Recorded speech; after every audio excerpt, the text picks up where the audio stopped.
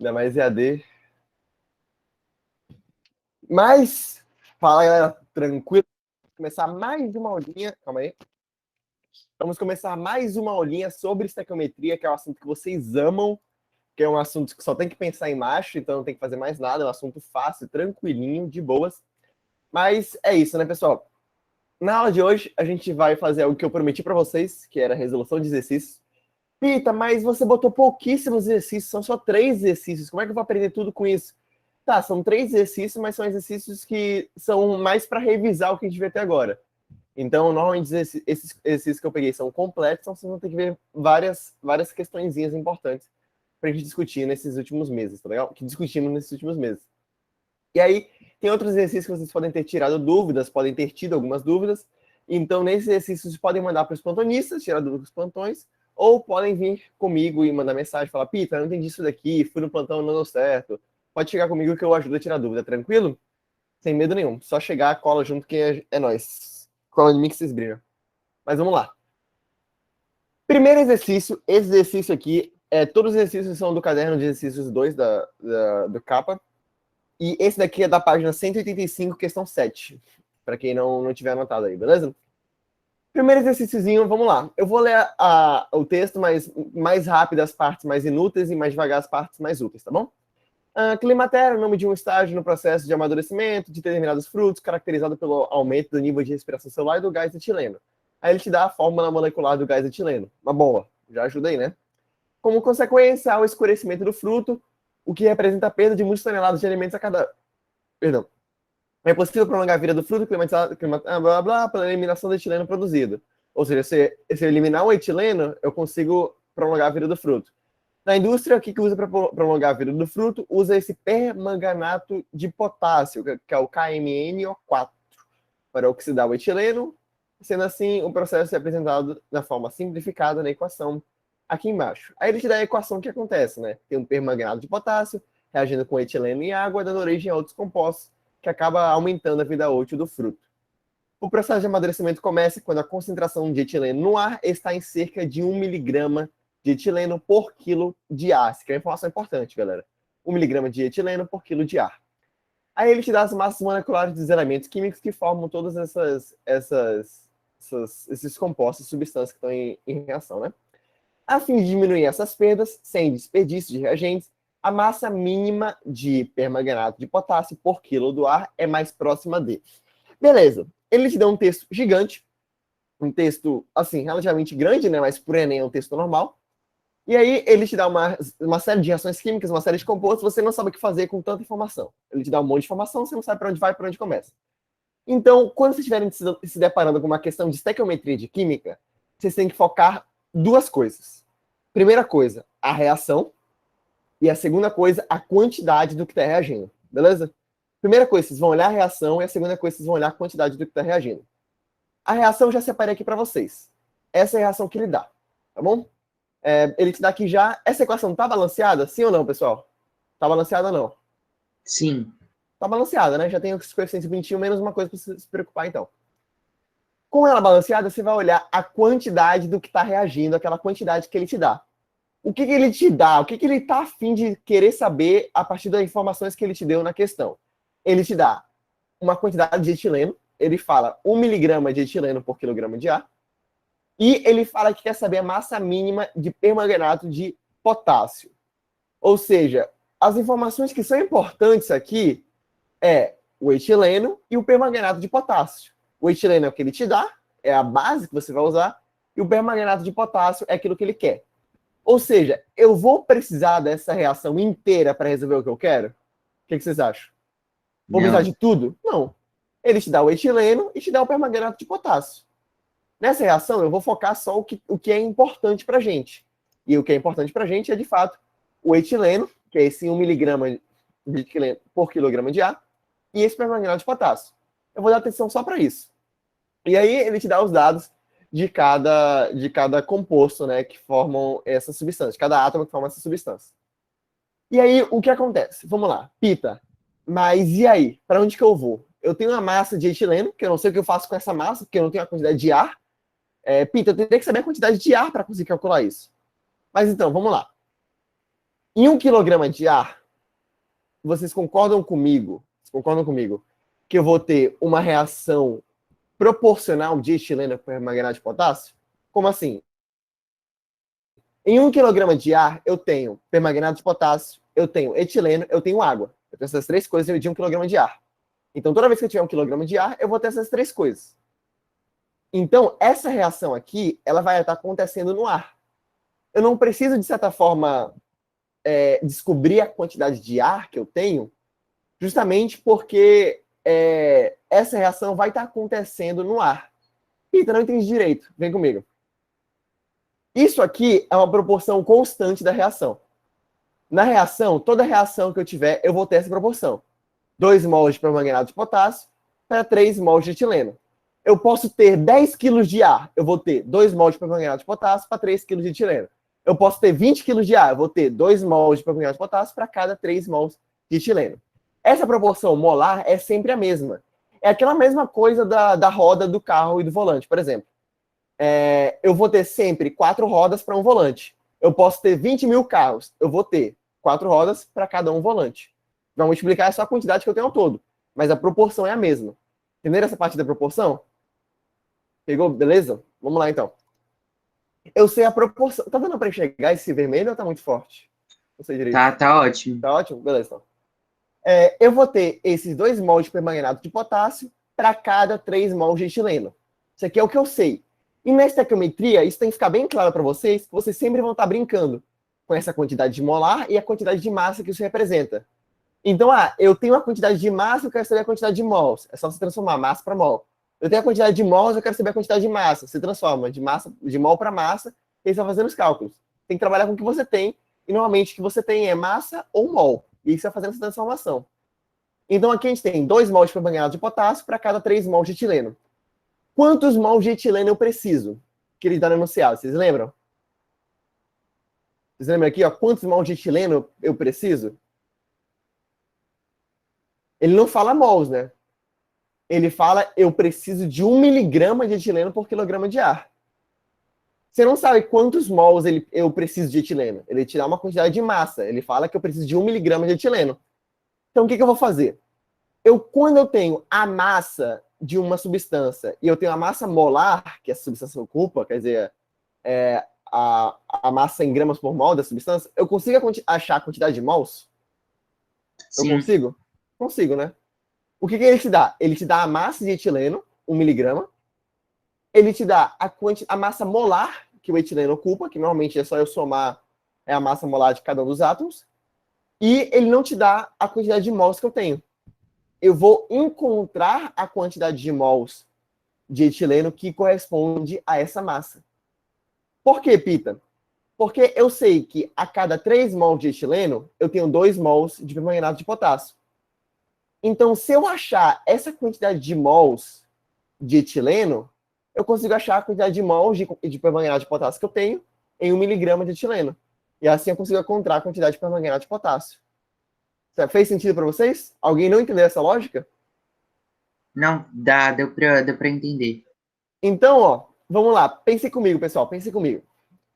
Eu tenho 2 mols de permanganato de potássio a cada 3 mols de etileno. A cada 3 mols de etileno. E aí, eu tenho uma quantidade X de miligramas de permanganato de potássio a cada 1 miligrama de etileno. Então, o que eu vou fazer? Eu vou fazer uma comparação em massa disso daqui. Eu vou transformar isso daqui para massa para conseguir encontrar a relação disso para massa. Olha só. 1 mol de etileno é a mesma coisa que 28 gramas. Por que 28 gramas, Pita? Porque eu somei a massa molar de cada um dos átomos. A massa molar de um átomo de carbono é 12 gramas por mol. Então, se eu tenho 2 carbonos, eu tenho 24. A massa molar de um átomo de hidrogênio é 1 grama por mol. Se eu tenho 4, eu tenho 4. 24 mais 4 são 28 gramas em 1 mol de molécula de etileno, o que corresponde a 28 mil miligramas. Beleza? Essa é a massa que eu tenho de etileno em 1 mol de etileno. E aí, em 3 mols de etileno, eu vou fazer o quê? Vou multiplicar essa quantidade por 3. Se em 1 mol de etileno eu tenho 28 mil miligramas, em 3 mols de etileno eu vou ter 84 mil miligramas. Eu multipliquei a quantidade por 3, só isso. E aí eu faço a mesma coisa com o permanganato de potássio. Eu tenho 1 mol de permanganato de potássio é igual a 158 gramas, que eu somei os 39 do potássio, os 55 do manganês e os 64 do oxigênio, que é 16 vezes 4. E o total dá 158 gramas, que são 158 mil miligramas. E aí, como eu tenho 2 mols na proporção, 2 mols de permanganato de potássio são 316 mil miligramas. Certo? Então, o que eu calculei?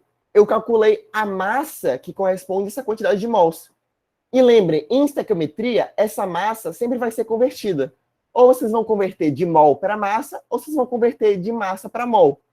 No caso, eu decidi converter o mol para massa, porque eu acho que é mais fácil trabalhar com essa quantidade de miligramas do que trabalhar com quantidade, com casos decimais de mols. Porque 1 miligramas é 0,00 alguma coisa mols de etileno, né? Porque se 1 mol de etileno são 28 gramas, ou seja, 28 mil miligramas, imagina, 1 miligrama corresponde a quantos mols de etileno? 0,0000 alguma coisa, né? Leandro, pode falar. Nossa, eu ia ser muito trouxa, porque eu acho que eu ia fazer exatamente isso, porque se ele daria o mg, né? Aí eu ia converter para gramas, e aí eu sei que o número de mols é igual a mínimo sobre mão. Aí eu iria encontrar quantos mols são. Só que iria ficar uma quantidade muito pequena de mols. Aí eu iria tentar converter para 1 mol, só que aí não ia dar certo. Nossa, sim. Então, você normalmente vai fazer o que é mais fácil. Como você está trabalhando com miligramas, normalmente o mais fácil é você transformar de mol para miligrama. Que aí fica um número mais palpável, né? Um número mais seguro, assim, de segurar. Mas, enfim, o importante agora é que a gente descobriu a quantidade de massa que corresponde 3 mols de etileno e 2 mols de permanganato de potássio. Então, agora eu vou fazer o quê? Regra de 3. Regra de 3. Eu tenho 2 mols de permanganato de potássio, é igual, ou seja, é proporcional a 3 mols de etileno. Então, 316 mil miligramas de permanganato de potássio é proporcional a 84 mil miligramas de etileno. Então, quantas miligramas de permanganato de potássio é o equivalente a 1 miligrama de etileno? Isso foi o que eu fiz aqui, ó. 316 mil de permanganato de potássio está para 84 mil de etileno, assim como X está para 1 de etileno. Aí, uma coisa interessante. Se vocês pararem para pensar, eu transformei tudo para miligrama, certo? Pita, eu precisaria transformar tudo para miligrama? Eu poderia deixar a quantidade de mols em grama? Eu poderia. Eu transformei tudo para miligrama porque algumas pessoas têm mais dificuldade de trabalhar com transformação de unidade de medida e tal. Então, na regra de 3, para você não errar, você bota tudo na mesma unidade de medida e não tem erro. Né? Pita, eu vou me enrolar, bota tudo na mesma quantidade de medida aí que não tem problema nenhum. Pode fazer, se você ficar mais à vontade assim, tranquilo. Mas, para facilitar uma coisa que vocês podem ter em mente também, é que na regra de 3, as unidades de medida, elas têm que seguir uma regrinha específica. Elas têm que seguir a mesma unidade ou na horizontal ou na vertical. Como assim, Pita? Ou essas duas, essa linha aqui de cima, esse 316 e esse 84 estão em gramas e os de baixo em miligramas, ou seja, na mesma linha eles têm que estar na mesma unidade, ou na mesma coluna eles têm que estar na mesma unidade. Por exemplo, em miligramas aqui na esquerda e em gramas aqui na direita. Dá no mesmo, não tem problema. Eu vou obter o mesmo resultado? Vou. Mas o resultado que eu vou obter é aquele que eu estou me baseando. Por exemplo, se eu estou me baseando pela coluna, essa coluna aqui está em gramas e essa coluna aqui da direita está em miligramas, todas as unidades dessa coluna da esquerda vão ser em gramas. Então o X vai sair em gramas. Agora, se estou trabalhando em linhas, essa linha de cima está em miligramas e essa linha de baixo está em gramas, o X vai sair em gramas. Vocês têm que ficar atento a qual unidade vai sair o X. Então, eu poderia ter mantido 316 gramas, está para 84 gramas, assim como X miligramas está para 1 miligrama. Porque se você for fazer a regra de 3, você vai acabar cortando esse zero do 316 com esses zeros aqui do 84. Vai cortar os zeros e vai dar a mesma coisa. Então, você poderia trabalhar com gramas também. Beleza? Mas se alguém não entendeu o que eu acabei de falar nos últimos 2 minutos, bota tudo na mesma unidade que tá certo. Vai dar mesmo resultado no final, você tem menos chance de errar, né? E aí, fazendo a conta bonitinho, você vai encontrar que 84 mil vezes x é igual a 1 vezes 316 mil, e aí x é aproximadamente 3,8, que lá na questão 7 vai dar a letra C, acredito eu. Beleza? Alguém não interessa na questão aqui? Alguma duvidazinha? Estequiometria não é fácil, galera? Não é de boas? Eu tinha um pouquinho de dificuldade de estequiometria, mas eu gostava. Tanto que eu fazia de um jeito completamente diferente na regra de 3, e aí meu professor não gostava, e ele disse que o jeito que eu fiz estava errado. E aí eu provei para ele por cálculos ali de álgebra que estava certo, e aí ele mesmo assim não aceitou. Aí eu levei para a coordenação, e a coordenação deu um esporrinho no professor de Leves para ele aceitar minha resposta. Foi meu auge do ensino médio de aluno chato. Mas é isso, né? Próxima questão, então, já que ninguém teve dúvidas nessa daqui, vou assumir que todo mundo entendeu. É a questão 13 da página 187 do caderno 2, para quem quiser anotar aí. Questão 13 da página 187. Vamos lá, questão de Jogos Olímpicos, Olimpíadas, né? Estamos aí na faixa. Olimpíada 2016, o que o pó dos ginastas passou na mão. Essa questão aqui é da Universidade de Santa Catarina, mas muito bem poderia ser uma questão do Enem, verdadeiro ou falso. É bem um jeitinho do Enem mesmo pautar essas coisas, tá legal? Que ele fala, o pó branco, utilizado pelos atletas nas mãos e nos pés, aquele pózinho que só fica passando lá na ginástica, né? É comumente chamado de pó de magnésio. Esse pó, na realidade, é carbonato de magnésio, te dá informação importante, que é o que é esse pó, que possui ação antiumectante, utilizada para diminuir a sensação escorregadia durante as acrobacias. O pó atua absorvendo o suor, diminuindo os riscos do ginasta cair e se machucar. Sem a intenção do pó, o risco de lesão seria maior, mas apenas os atletas utilizam, já que o pó desidrata a pele e pode gerar marcas. É o que está aqui embaixo cortado. E aí, o que é importante aqui? Essa aqui é a questão. Tem algumas alternativas, né? Mas eu vou meio que primeiro fazer outra coisa com vocês para a gente entender melhor o que você está pedindo, tá legal? Primeira coisa, vocês lembram as duas coisas que você tem que prestar atenção em estequiometria? Que eu falei primeiro, quando vocês leem o enunciado? Alguém anotou? Tem o que eu falei? Sim, é a reação e depois a quantidade. É a reação e depois a quantidade. Beleza, perfeito. Estequiometria sempre vai dar valor mais a isso. Reação, depois a quantidade. Eu sei qual reação aconteceu. Que reação química a gente está acontecendo aqui? Ele não te fala de cara, né? Mas ele te fala o quê? Eu tenho um carbonato de magnésio. O que o carbonato de magnésio serve? Ele serve para quê? Aqui nesse enunciado. Para agir como um antiatrito, não é? Tipo, Antiumectante. É para parar de suar. É para a água meio que ser absorvida ali. Então, esse carbonato de magnésio, ele vai reagir com quem? com a água, com o H2O. Vai reagir com H2O, com água. Isso aí. Boa. Então, a primeira coisa que você vai ter que fazer é tentar montar essa reação que ele dá no enunciado. E aí, primeira coisa, você tem que saber que carbonato de magnésio é MgCO3. Pita, eu não sabia que carbonato de magnésio era MgCO3. E aí? A partir das questões do enunciado, você conseguiria deduzir isso, né? A partir das afirmações lá. Mas é importante vocês terem em mente que CO3 sempre vai ser carbonato. Tudo que for de CO3 é carbonato. Então já tem em mente aí que o que for de CO3 é carbonato. E o carbonato de magnésio, CO3Mg. E aí, qual que é a reação? A reação é, o carbonato de magnésio reage com a água e vai liberar íons. O que é? Eu tenho um sal sofrendo uma espécie de solução ali na água, liberando íons. Vai liberar o íon cátio Mg2+, e o íon ânion CO3-2. Pita, tá. Agora você trouxe um ponto interessante. Pita, o que foi, moleque? Como é que você sabe que é Mg mais 2 e CO3 menos 2? Por que não é Mg mais 1? Por que não é CO3 menos 1? Por que é mais 2 menos 2?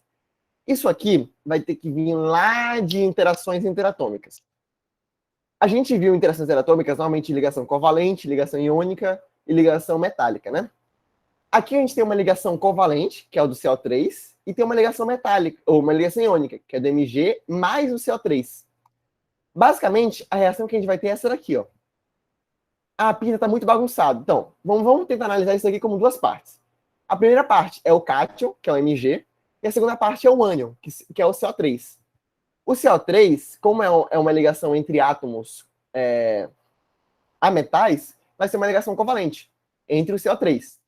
Eu vou fazer a distribuição eletrônica bonitinho, e vocês vão ver que para ficar estável, vai ficar faltando 2 elétrons.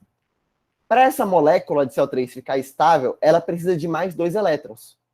Porque vai ficar faltando 2 elétrons para todos os átomos do CO3 ficarem com 8 elétrons na camada de valência.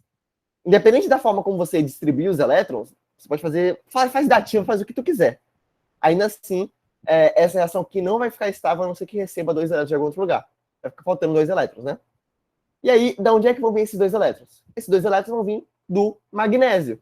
Quem já vê isso aí na próxima aula de óxido-redução, mas o magnésio, por estar segundo grupo, na segunda família dos metais alcalinos terrosos, ele tem valência 2. Se ele tem valência 2, ele tem a necessidade de doar 2 elétrons para ficar estável. Então, o magnésio precisa doar 2 elétrons e o carbonato precisa receber 2 elétrons para ficar estável. Então, juntou a fome com a vontade de comer. O magnésio vai doar 2 elétrons e o carbonato vai receber esses 2 elétrons, formando assim uma ligação iônica entre o magnésio e o carbonato. E é por isso que formam o Mg mais 2 e o CO3 menos 2. E aí lembrem, Peter, por que o Mg está mais se ele está perdendo elétron? Se ele está perdendo elétron, quer dizer que ele está ficando mais positivo. Logo, ele está ficando mais positivozinho. E o carbonato, se ele está ganhando elétron, ele está ficando mais negativo. Está ficando com menusinho. Beleza? Às vezes o pessoal pode confundir isso, daí é importante relembrar. Então, essa questão aqui é interessante por causa disso. Alguém teve alguma dúvida nessa parte? É importante revisar isso aqui também direitinho. Não? Beleza, então. Isso aqui vocês vão ver bastante também em química orgânica, né? Porque existem vários íons, cadeias carbônicas gigantes, que tem um íon no final que está mais íon lá, mais Mg, mais Na. Enfim. E aí ele te dá as afirmações das questões, né? Ele te dá essas 7 afirmações aqui e ele quer saber quais são verdadeiras e quais são falsas. Eu vou repetir a reação, porque essa reação tem que estar em mente de vocês o tempo inteiro. Na questão inteira, essa reação aqui tem que estar bem clara na mente de vocês. E vamos lá, vamos respondendo. O contato do carbonato de magnésio com o suor produzido nas mãos de um ginasta resulta na produção de íons Mg-2 e CO3 mais 2. Tá certo isso daqui, família? Não tá, né? A gente já viu aqui que é formado o Mg mais 2 e o CO3 menos 2. Justamente por Mg é um metal. Metal é fácil. O metal sempre vai ficar positivo, sempre vai ser cátion. E os ametais normalmente vão ser os ânions, então vão ser negativos. Então isso aqui não tem como acontecer. Então, essa primeira aqui está falsa. Na segunda, na forma de íons Mg mais 2, cátion bivalente, o magnésio possui 10 elétrons distribuídos em 2 níveis eletrônicos. Vamos ver se isso aqui é verdade? O magnésio, ele tem número atômico 12. Se ele tem número atômico 12, quer dizer que ele, no estado fundamental, ele vai ter 12 elétrons na camada de valência. Ou 12 elétrons na eletrosfera, como um todo, né? No estado fundamental. O que é o estado fundamental? Quando a quantidade de elétrons é a mesma quantidade de prótons do núcleo.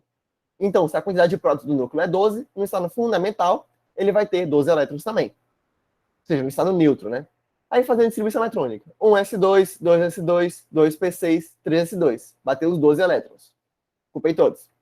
Só que aí, ele está ele está aqui no estado fundamental. Isso aqui ele no estado neutro, né? Só que na questão, ele quer saber do íon Mg2+, ou seja, do cátion. O que significa Mg2+? Que ele perdeu 2 elétrons. Se ele perdeu 2 elétrons, eu vou ter que tirar 2 elétrons da distribuição eletrônica. Ou seja, eu vou tirar esses 2 elétrons sempre do subnível mais externo, da camada mais externa. Não é a camada mais energética, é a camada mais externa. No caso aqui, coincidiu que a camada mais externa é a mesma que a camada mais energética, que é o 3s2. Então, eu vou apagar esse subnível do 3s2, vai ficar esse aqui, essa distribuição eletrônica do Mg, na forma de cátion bivalente. 1s2, 2s2, 2p6. Ele fala que é distribuído em 2 níveis eletrônicos. 2 níveis é o quê? É o nível maior, é o número, né? E os níveis são 1 e 2. Ou seja, tá certo essa daqui. Bonitinho. Beleza? Alguma dúvida? Posso seguir? Dá-lhe, família, bora. Ao espalhar 8,43 gramas de carbonato de magnésio nas mãos, o ginasta estará utilizando 0,1 mol de magnésio e 0,1 mol de carbonato. Beleza, isso aqui é uma questão de estequiometria bem direta, bem objetiva. Ele te dá a massa de carbonato de magnésio, e ele quer saber a quantidade de mols de magnésio e de carbonato a que essa massa corresponde. Então, o que eu vou fazer? Eu vou encontrar a quantidade de mols de carbonato de magnésio que essa massa está correspondendo aqui, ó. Então, eu peguei a massa molar de cada um dos átomos, do Mg é 24,3, do carbono é 12, do oxigênio 16, e aí eu somei no carbonato de magnésio. Ou seja, o carbonato de magnésio tem massa molar de 84,3 gramas por mol. Ou seja, a cada 1 mol, eu vou ter 84,3 gramas de carbonato de magnésio. E o que eu tenho aqui? Eu tenho 8,43 gramas de carbonato de magnésio. Ou seja, eu vou encontrar a quantidade que isso aqui corresponde em mols. Se 84,3 é igual a 1 mol, 8,43 são quantos mols? É uma regra de 3, né? E eu vou fazer uma regra de 3 e vou encontrar que 8,43 gramas é igual a 0,1 mols de carbonato de magnésio. E se eu tenho 0,1 mols da substância como um todo, significa que eu tenho o quê? Que eu tenho 0,1 mols de magnésio e 0,1 mols de carbonato. Afinal, se eu tenho 0,1 mols da substância, da molécula, a molécula é formada por o quê? Por um átomo de magnésio, um átomo de carbono e 3 átomos de oxigênio. Então, se eu tenho 1 mol de carbonato de magnésio, eu vou ter 1 mol de magnésio e 1 mol de carbonato. Se eu tenho 0,1 mols de carbonato de magnésio, eu vou ter 0,1 mols de magnésio e 0,1 mols de carbonato. Beleza, galera? Então, essa daqui está corretíssima. Não Não, entendi, lembre... Pita. Você pode passar para mim, por favor? Consigo, peraí. Deixa eu pegar aqui o pente, que eu acho que é mais fácil. Opa, muita coisa aberta. Aqui, ó. A molécula de... Nossa, fiz gigante, né? De carbonato de magnésio é esse aqui, né? É isso? Se eu tiver 1 mol de carbonato de magnésio, eu tenho quantos mols de átomos de magnésio? Um Já é 1 mol. mol de substância. Eu tenho quantos Sim. mols de átomos de magnésio? Ah, cada um é dividido meio, né? Meio para um e para o outro, né? Não. Não é assim. Vamos lá. 1 mol de carbonato de magnésio significa que eu tenho 1 mol de moléculas. A molécula de carbonato de magnésio é o quê? É aquela que a gente viu. MaCO. Isso aqui é uma molécula de carbonato de magnésio. Isso é uma molécula. Se eu tenho 1 mol dessas moléculas, quer dizer que eu tenho 6,02 vezes 10 vezes 23 essas moléculas. Tá. Então, se eu tenho 2 mols, ou se eu tenho uma molécula, se eu tenho uma molécula, eu tenho 1 átomo de magnésio, 1 átomo de carbono e 3 átomos de oxigênio. Se eu tenho 2 moléculas, eu tenho 2 átomos de magnésio, 2 átomos de carbono e 6 átomos de oxigênio. Sacou? Uhum. Se eu tenho 3 moléculas, eu tenho quantos átomos de magnésio? A mesma coisa. 3 átomos de magnésio. Sim. Se eu tenho 3 moléculas, eu tenho quantos átomos de oxigênio? Peraí, Pita, mas eu não tô entendendo, tipo, por que que o negócio é 0,1, sabe? Não, entende primeiro isso daqui. Se eu tenho 3 Tá. moléculas de carbonato de magnésio, eu tenho quantos átomos de oxigênio? Mais 3, tem 3. Não, eu tenho 3 moléculas de carbonato de magnésio. Significa que eu tenho quantos átomos de oxigênio? Átomo de oxigênio tem. Uai, tem um só, tipo, são 3. Ai, eu não tô entendendo. Ó, em uma, Muito em um, em uma Ai, molécula de carbonato de magnésio, eu tenho quantos átomos de oxigênio? Em uma molécula. Uma molécula, 3. Em 2. 6. Em 3. 9.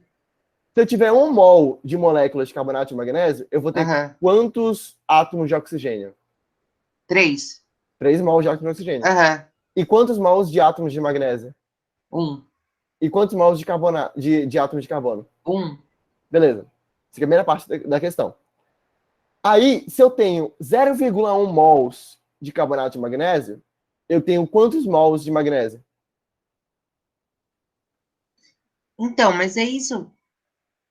Ah, entendi. Tipo, tem 0,1 para tudo, porque em toda é 0,1, é isso? Isso.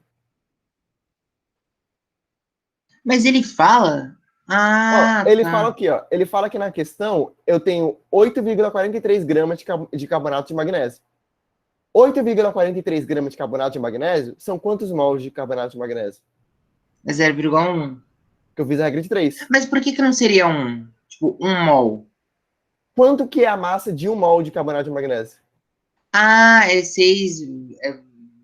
Entendi. É 6 vezes 10 elevado a 23, Não. né? A massa de 1 mol de carbonato de magnésio é quanto? A massa. A massa é 8,43. Não, a massa de 1 mol é 84,3. Tá. Então, se eu tenho 8,43, eu tenho quantos mols? Sacou? Não. Ah, você basicamente fez a conta, tá? Entendi. A regra de 3. 1 está para 84,3, assim como x está para 8,43. Tá, beleza. Beleza? E aí vai dar aqui... Ficou amarela a tela? Enfim. Aí vai dar que essa... Opa! Essa daqui é verdadeira, essa 4, né? Beleza. E aqui na 8. O magnésio, na forma reduzida, não conduz eletricidade. Quem que é o magnésio na forma reduzida? Quando que o magnésio vai estar no estado neutro? Alguém consegue me dizer? Quando que o magnésio não vai ser cátion? É quando ele tiver neutro, quando ele tiver sem elétrons, quando ele perder dois, quando ele ganhar 2 elétrons. Não. Foi quase, foi quase. Quando ele não perder. Quando que ele não perde? Quando ele faz ligação metálica. O magnésio ele pode fazer ligação iônica, quando ele está se envolvendo com a metal, ou ele pode fazer uma ligação metálica quando ele está com outros átomos de magnésio, formando um metal magnésio, magnésio sólido, né? E aí, o magnésio sólido é um metal. E aí, os metais conduzem eletricidade ou não conduzem eletricidade? Não conduz. Metal conduz ou não conduz? Você bota um garfo na tomada, o que acontece com o garfo? Ah, ele conduz.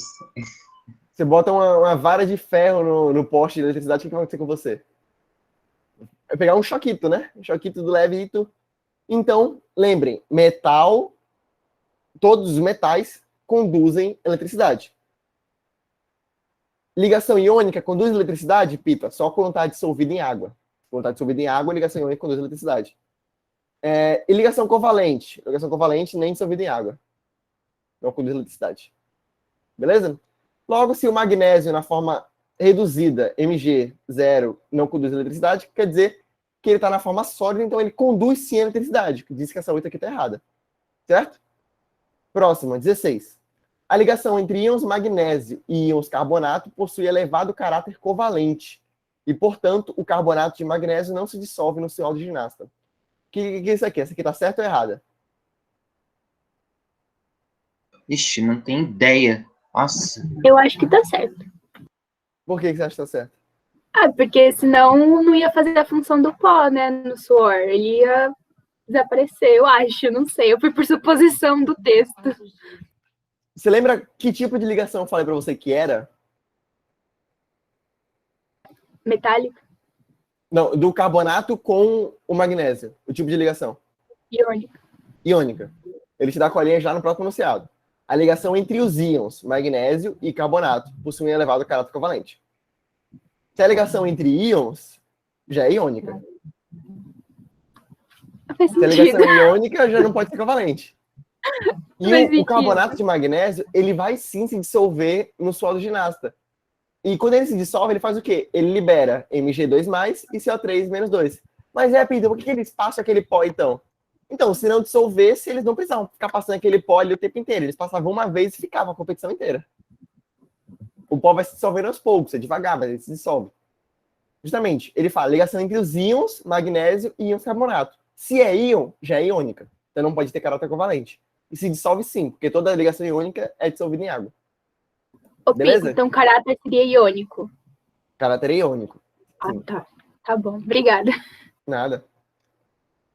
É impossível uma ligação iônica ter caráter covalente. Mas é possível uma ligação covalente ter caráter iônica. Quando que isso acontece, Pita?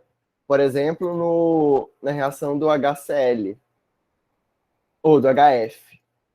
A ligação do HF, a diferença de eletronegatividade é maior que 1,7. Porque o F é muito eletronegativo e o H é pouquíssimo eletronegativo. Então, toda ligação que tem diferença de eletronegatividade maior que 1,7 tem caráter iônico. Ela continua sendo ligação covalente? Continua. Mas essa ligação aqui, ela tem caráter iônico, mas é uma ligação covalente. Então, ligações covalentes podem ter caráter iônico, mas ligações iônicas não podem ter caráter covalente, beleza?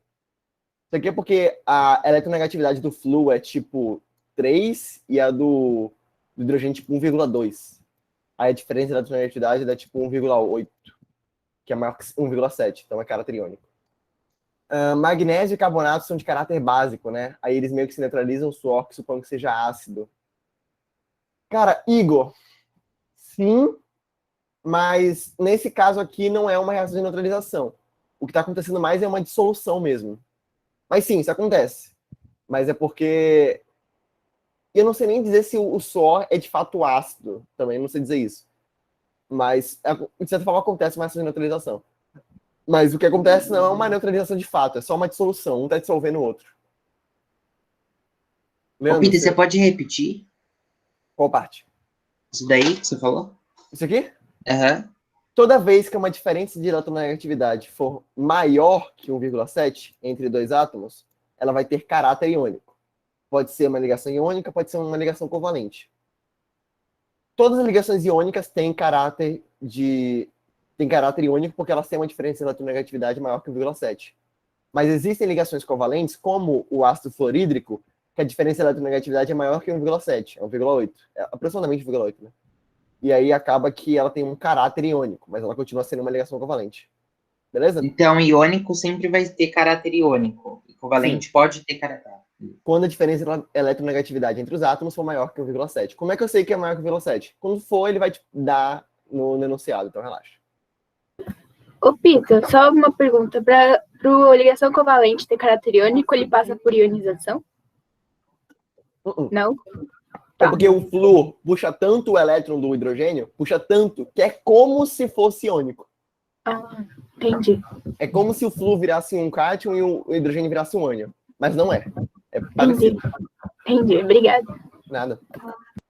Na 32, o magnésio é classificado como metal de transição. Vamos lá. Em que família está o magnésio? Quem consegue me lembrar rapidinho?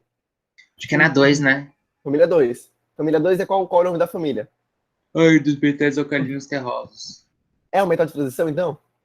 Não. Nossa, que é... Beleza, né? De boas. Metal de transição é quem? Aqueles que estão entre a família 3 e a família 10. Não. 12. 3 a 12, é. A família 3 a 12 são os metais de transição. Aí, tá escrito errada. Existem 243 gramas de magnésio em 10 mols de magnésio, de carbonato de magnésio. Vamos ver. Em 10 mols de carbonato de magnésio, eu tenho 10 mols de magnésio. É aquilo que a gente conversou antes, Leandro. Se eu tenho 10 mols de carbonato de magnésio, eu tenho 10 mols de átomos de magnésio. E 10 mols de átomos de magnésio é 10 vezes a massa molar de um átomo de magnésio, que é 243. Ou seja, 10 vezes 24,3, que é a massa molar de um átomo, ou de um mol de átomos, né? É 243, que está certo aqui, 64. Alguma dúvida nessa questão? Dívidas? Também, né, família? Bora lá. Próxima e última questão é a questão 1 da página 191. Beleza? Página 191, questão 1, uma questão mais tranquila. Vou passar um pouco mais rápida por ela, porque ela é um pouco mais de boas. É do Batman, né? Gente boa. Batman. A origem do personagem Coringa, inimigo do Batman, tem uma relação com a química. Ao cair em um tanque de ácido sulfúrico, qual é a fórmula molecular do ácido sulfúrico? H2SO4. Decore isso daí, importante. Um ladrão conhecido como Capuz Vermelho teve sua estrutura física modificada, ficando mais forte e desfigurado. Para destruir algumas evidências da origem de sua transformação, o vilão buscou neutralizar as 200 toneladas de ácido sulfúrico com 98% de pureza, marca isso daí, ou seja, das 200 toneladas de ácido sulfúrico, só 98% era ácido sulfúrico de fato. Os 2% eram o quê, Pita?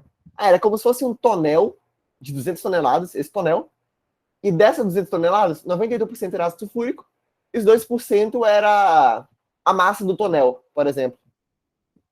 O tonel era a massa de ferro aqui do recipiente, era os outros 2%. Pode ser. Ou pode ser outras impurezas, como algum ferro, algum carbonato, enfim. Com a massa em toneladas de hidróxido de sódio é NaOH, aquela base lá do NaOH bonitinha, 100% puro, ou seja, completamente puro, que o Coringa precisou usar. Aí ele te dá os dados das massas atômicas de cada um. Primeira coisa, ele te fala que ácido sulfúrico tem 98% de pureza. Grava isso daqui, é importante, tá? Importantíssimo. E aí, segunda coisa, vamos montar a reação que ele te dá. Essa é a reação que ele te dá no enunciado. Ácido sulfúrico reagindo com hidróxido de sódio, gerando sulfato de sódio mais água. essa reação tá balanceada? Não tá balanceada. Não. Pode ver, tem 2 sódios aqui e um sódio aqui só. Vou aplicar o macho. Apliquei o macho, o que aconteceu? Fiquei 1 H2SO4 mais 2 NaOH, gerando 1 Na2SO4 mais 2 H2O. Agora ficou balanceadinha. Apliquei o macho bonitinho. E aí, ele te dá também a massa de hidróxido de sódio. Então, o que a gente tem aqui? A gente tem uma massa de ácido sulfúrico, que é um dos reagentes, e ele quer saber a massa de hidróxido de sódio que é produzida. Ou seja, eu vou precisar me importar com toda essa reação? Toda essa reação é importante para mim? Não, né? O que é importante para mim é o ácido sulfúrico e hidróxido de sódio. O resto eu posso cagar, velho. O resto não interessa. O que interessa é o ácido sulfúrico e hidróxido de sódio, que eles estão na proporção estequiométrica de 1 para 2. A cada 1 mol de ácido sulfúrico tem 2 mols de hidróxido de sódio. Então, eu vou fazer uma coisa muito similar que eu fiz na primeira questão que a gente fez. Eu vou tentar transformar isso daqui para massa, para a gente conseguir encontrar a equivalência em massa que essa quantidade de mols corresponde. Ou seja, 1 mol de ácido sulfúrico são 98 gramas. 1 mol de hidróxido de sódio são 40. 2 mol de hidróxido de sódio são 80. Ou seja, a cada 98 gramas de ácido sulfúrico, eu vou ter 80 gramas de hidróxido de sódio. Certo? Beleza? Fez sentido aqui, essa primeira partezinha? Aí, nessa regra de 3, eu não transformei tudo para grama ou tudo para tonelada. Eu mantive grama em cima e tonelada embaixo. A gente vai achar o resultado em toneladas direto. E aí, o que eu fiz? 98 gramas de ácido sulfúrico é o equivalente a 80 gramas de hidróxido de sódio. E 200 toneladas, veja bem aqui, ó, que é importante. Olha essa sacada. Aquele 98% de pureza, eu vou botar aqui. Quando eu estiver fazendo a regra de 3, eu vou botar o 98% de pureza aqui junto com a massa do composto que eu tenho, né? Então, 200 toneladas vezes 98%, que é a mesma coisa que 98 sobre 100, é o equivalente a X toneladas. Isso aqui é na pureza. Quando é na pureza, eu boto sempre se vocês virem, prestarem bastante atenção, aqui, aqui, ó, vai ficar X vezes 98 é igual a 80 vezes 200 vezes 98 sobre 100. Se vocês olharem, quando a gente está falando de pureza, essa porcentagem de pureza, ela sempre vai ficar do lado da massa do que ela compõe. No caso, a pureza de ácido sulfúrico, né? Não é do X, não é da incógnita. Quando a gente está falando de rendimento, quando a gente está falando de rendimento da equação, o rendimento vai ficar na porcentagem do lado do X. Quando é pureza, ele vai ficar do outro lado. Ou seja, X vezes 98 é igual a 98% vezes paraná.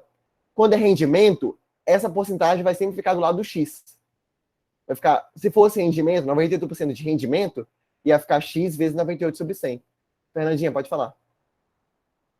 Ô, Pita, eu não sei, eu pensei aqui, em vez de colocar no 200 vezes 98 sobre 100, eu poderia, tipo, calcular normal, sem a pureza, aí eu, tipo, colocar o valor tá para 100% e 98% é X? Poderia Poderia? sim. É que Poderia. eu acho que é mais fácil para mim entender. Não, para quem tiver mais fácil desse jeito, faz sentido. Pode ser também. É porque desse jeito aqui a gente só corta etapas. Mas pode fazer sim, Fernandinha. Tranquilo. Ok. Tá legal? Ok. E aí você vai calcular a regra de 3 e vai ficar 160 toneladas, que é o valor de X. Que é a resposta letra C. Beleza? Ô, E é Pita, você pode voltar lá rapidinho? Ok. Aqui, nessa regra de 3, eu queria te perguntar, por que você sempre faz... Por que não pode ser gramas de um lado e a tonelada do outro? É a mesma coisa? Seria a mesma coisa. O importante é, lembra, as colunas têm que estar nas mesmas unidades ou as linhas têm que estar nas mesmas unidades. Ou seja, grama, tonelada. Ou grama, beleza. tonelada. Só não podem ficar cruzadas. Mas poderia ser desse jeito. Beleza, Leandro? E você pode voltar no outro? Também só para... obrigado. Valeu. Valeu, Pita. Boa. É isso, pessoal. Fiquem com a Isa agora. Oi, Isa. Tchau, Isa. E a gente se vê de novo semana que vem, pessoal. Até mais. Beijão.